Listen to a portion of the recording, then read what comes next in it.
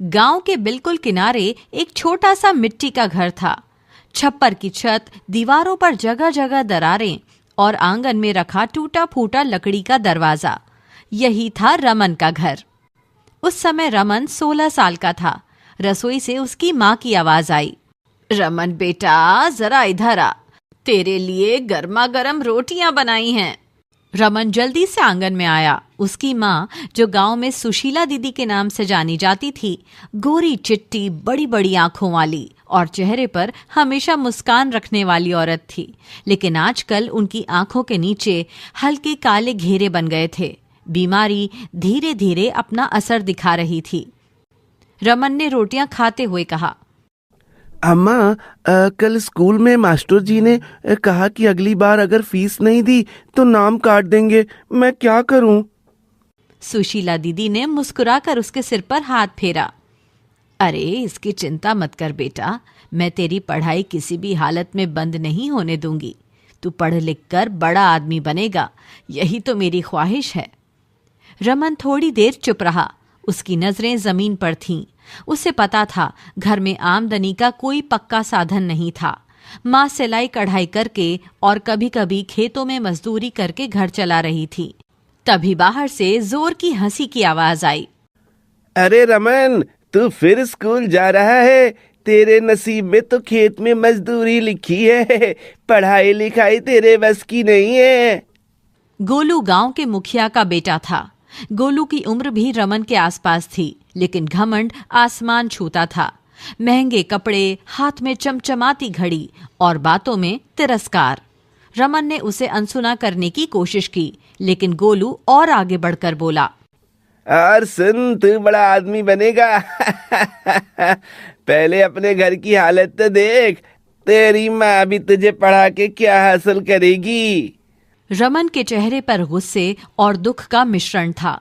वो कुछ बोलने ही वाला था कि उसकी माँ ने आवाज लगाई, रमन चल बेटा, देर हो जाएगी।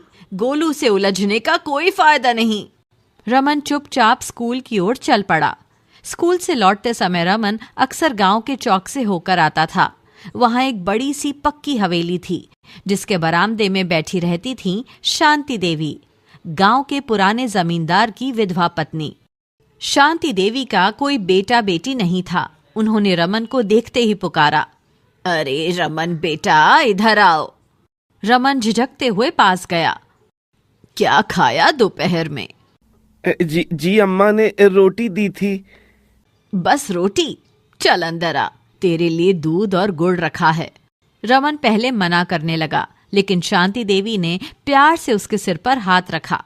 तू मेरे लिए बेटे जैसा है बेटा। ये मत सोच कि तू मुझ पर कोई एहसान कर रहा है, बल्कि तू तो मेरी तन्हाई दूर करता है। अक्सर शांति देवी उसे बुलाकर पेट भर खाना खाने को देती। रमन मन ही मन सोचता, शांति चाची सच में फरिश्ता हैं। अगर कभी मैं कुछ बन पाया तो इनका एहसान जरूर चुकाऊंगा। रात को जब पूरा गांव सो चुका था, रमन अपनी माँ के पास बैठा था। अम्मा, अगर मैं सच में बड़ा आदमी बन गया तो हमारा घर कैसा होगा? हमारा घर पक्के का होगा, जिसमें बारिश में पानी नहीं टपकेगा। तू एक बड़ी कुर्सी पर बैठेगा, तेरे हाथ में पेन होगा और गांव वाले तुझे इज्जत से सलाम करेंगे। रमन ने उस रात आसमान की ओर देखा। उसे लगा जैसे तारे भी उसकी माँ के सपने में शामिल हो गए हों। लेकिन किस्मत को शायद कुछ और ही मंजूर था। सर्दियों की एक ठंडी सुबह थी। धुंध ने पूरे गांव को जैसे सफेद चादर से ढक दिया था। रमन अपनी किताब लेकर स्कूल जाने ही वाला था कि पीछे से खांसी की तेज आवाज आई। अम्मा, आपको फिर से खांसी हुई? मैं वैद्य जी को बुलाकर लाता हूँ। नहीं बेटा, स्कूल को देर मत कर, मैं ठीक हूँ, बस मौसम ठंडा है। रमन ने उनकी बात मान ली, लेकिन दिल में बेचैनी बनी रही। दिन गुजरते गए, लेकिन रमन की माँ की हालत और बिगड़ने लगी। उनका काम पर जाना लगभग बंद हो गया। रमन स्कूल के बाद घर के काम करने लगा, लकड़ी लाना, पानी भरना और माँ के लिए सूप बनाना। एक शाम जब गांव का सूरज डूब चुका था, शांति देवी आईं। अरे सुशीला, तुम तो बहुत कमजोर लग रही हो। चलो मैं कल तुम्हें शहर के डॉक्टर को दिखाती हूँ। पैसे कहाँ से आएंगे बहन? अरे मैं हूं ना, पैसों की चिंता मत करो। रमन ने ये सुनकर शांति देवी की तरफ देखा। उसकी आंखों में कृतज्ञता थी, लेकिन भीतर डर भी था कि कहीं ये बीमारी जानलेवा ना हो। अगले दिन जब रमन बाजार से दवा लेकर लौट रहा था, तभी गोलू रास्ता रोककर खड़ा हो गया। अरे रमन सुन, तेरी माँ को बड़ी बीमारी हो गई है। लगता है भगवान भी तुझसे नाराज है। रमन की आंखें लाल हो गईं। चुप कर गोलू, अपनी जुबान संभाल। गोलू पास आकर फुसफुसाया। देख लेना, तेरी माँ के बाद ये घर भी मेरा हो जाएगा। मेरे पिताजी कह रहे थे। रमन का खून खौल उठा, लेकिन उसने खुद को रोक लिया। उसे पता था लड़ाई करने से सिर्फ माँ की चिंता बढ़ेगी। महीने बीतते गए। रमन की माँ बिस्तर से उठ भी नहीं पाती थी। एक रात रमन उनके पास बैठा था। बेटा, तू मेरा सबसे बड़ा सहारा है। मैं चाहती हूँ कि तू चाहे कितनी भी मुश्किल आए, पढ़ना मत छोड़ना। तू बड़ा आदमी बनेगा। अपने सपनों से कभी पीछे मत हटना। रमन की आंखों से आंसू बहने लगे। अम्मा, आप ऐसा मत कहिए, आप ठीक हो जाएंगी। लेकिन किस्मत ने उसकी बात नहीं सुनी। अगली सुबह जब मुर्गे की बांग सुनाई दी, गांव में एक खबर फैल गई। रमन की माँ अब इस दुनिया में नहीं रही।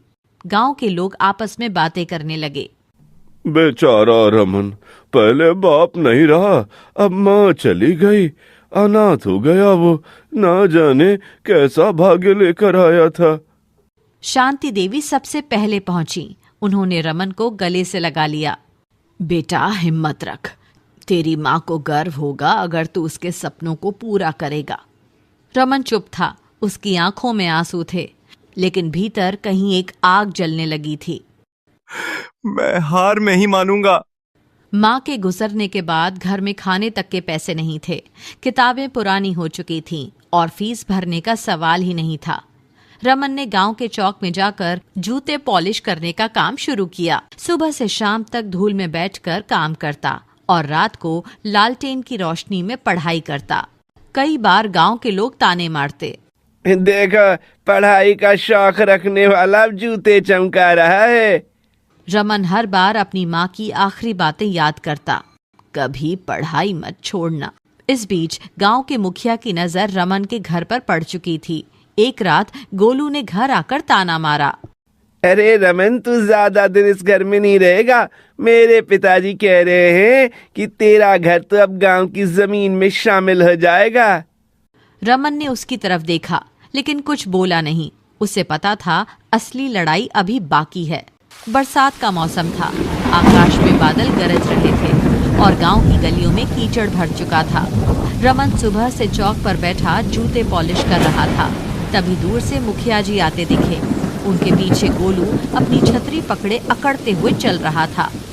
अरे बेटा रमन, देख, तेरी माँ के जाने के बाद ये घर तो खाली पड़ा है और तू खुद बाहर बैठा जूते पॉलिश करता है। क्यों ना इसे किसी ऐसे को दे दिया जाए जिसे इसकी जरूरत हो। रमन ने सिर उठाकर कहा। ये घर मेरे माँ बाप की आखिरी निशानी है। मैं इसे किसी को नहीं दूंगा। गोलू बीच में कूद पड़ा। अरे पिताजी, इसे समझाइए, ये घर अब गांव की जमीन में गिना जाएगा क्योंकि इसके कागज तो हमारे पास है। रमन चौंक गया। कागज आपके पास कैसे आए? मुखिया ने बनावटी गंभीरता के साथ कहा। तेरी माँ ने बीमारी के वक्त मुझसे उधार लिया था और गिरवी के तौर पर घर के कागज दिए थे। अब कर्ज नहीं चुकाया तो घर हमारा हुआ। रमन को याद आया कि उसकी माँ ने कभी इस बारे में नहीं बताया, लेकिन वो जानता था गरीबी में लोग मजबूरी में बहुत कुछ कर लेते हैं। गांव के कई लोग इस बात को जानते थे कि मुखिया चालाकी कर रहा है, लेकिन कोई बोलने की हिम्मत नहीं करता था। चौक पर बैठे बुजुर्ग ने धीरे से बगल वाले से कहा। बेचारे लड़के के पास ना पैसे हैं ना सहारा। मुखिया से कौन उलझे भला। रमन के लिए ये दोहरा झटका था। घर भी छिन गया और माँ की यादों का ठिकाना भी। अगले दिन सुबह सुबह 4-5 लोग मुखिया के कहने पर रमन के घर आ गए। चलो बेटा, अपना सामान बांध लो, ये घर अब हमारा है। रमन के पास जितना सामान था वो एक पुराना बस्ता, कुछ कपड़े और माँ की एक तस्वीर। उसने चुपचाप सब कुछ समेटा और घर के दरवाजे पर आखिरी बार हाथ फेरा। दिल में जैसे कोई भारी पत्थर रख दिया गया हो। रमन सीधे शांति देवी के घर पहुंचा।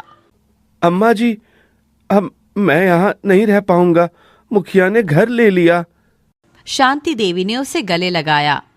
बेटा, अगर तू चाहे तो यहीं रह जा, मेरे घर में तेरे लिए हमेशा जगह है। रमन ने सिर झुका लिया। नहीं अम्मा जी, मैं आपका बोझ नहीं बनना चाहता। मैं शहर जाऊंगा, वहां शायद कोई काम और रहने की जगह मिल जाए।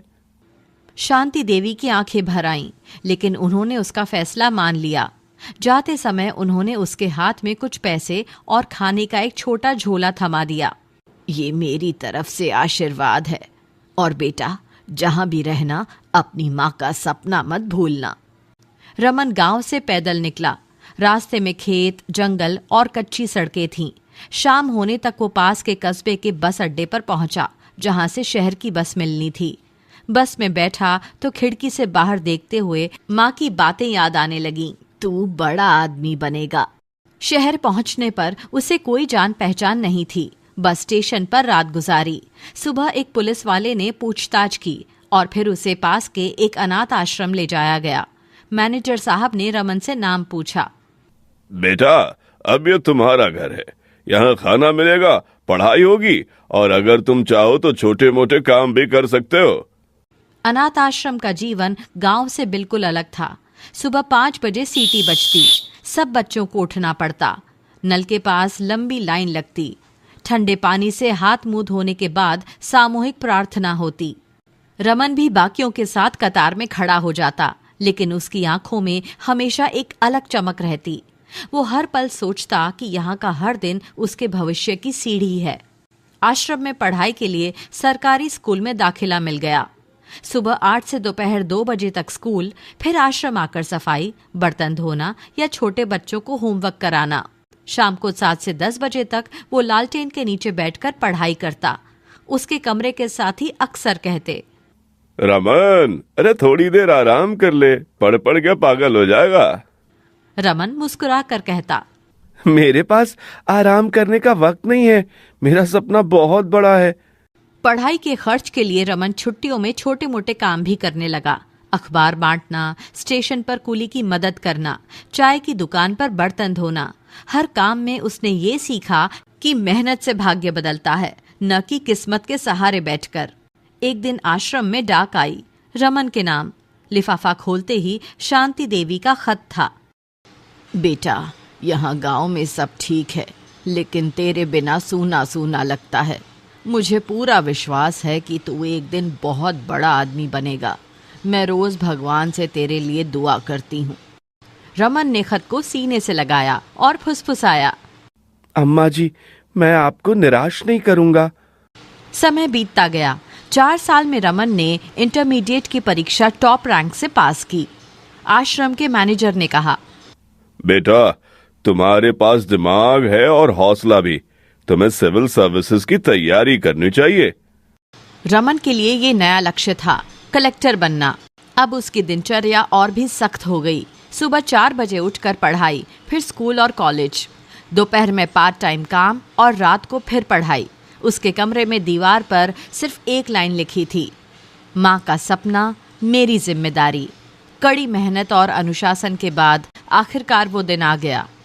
सिविल सर्विसेज के रिजल्ट वाले दिन आश्रम में टीवी पर नाम पढ़ा जा रहा था। अचानक एंकर ने कहा, रैंक 12 रमन कुमार। पूरा आश्रम तालियों से गूंज उठा। मैनेजर साहब ने उसे गले लगाया। बेटा, तूने साबित कर दिया कि हालात चाहे जैसे हों, सपने पूरे हो सकते हैं। रमेश की आंखें नम थीं। उसे सिर्फ माँ का चेहरा याद आ रहा था। कुछ महीनों बाद रमन ने कलेक्टर की वर्दी पहनी। आईने में खुद को देखते हुए उसने फुसफुसाया, अम्मा, आपका बेटा बड़ा आदमी बन गया। बरसों बाद जीप के इंजन की आवाज ने गांव की सुबह की शांति तोड़ दी। गांव के बच्चे दौड़कर देखने लगे। एक चमचमाती सरकारी गाड़ी, आगे लाल बत्ती और पीछे खाकी वर्दी पहने एक अफसर उतर रहा था। कोई पहचान नहीं पाया। जब तक रमन ने मुस्कुराकर टोपी उतारी और कहा, कैसे हो अपने गांव के लोगों? गांव के बुजुर्ग की आंखें चौड़ी हो गईं। अरे ये तो रमन है जो जूते पॉलिश करता था।